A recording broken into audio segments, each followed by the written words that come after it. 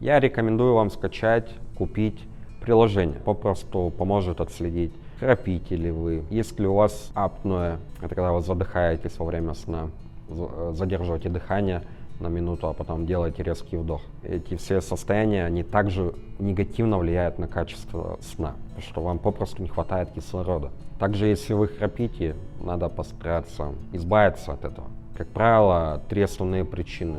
Это злоупотребление едой, лишний вес, алкоголь и курево. Если вы исключаете три этих фактора из своей жизни, вы, скорее всего, перестанете храпеть.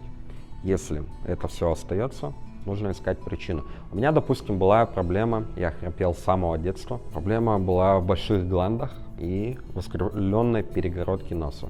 Я сделал 2 операции, я вырезал гланды, исправил перегородку. Сейчас практически не храплю. Иногда бывает.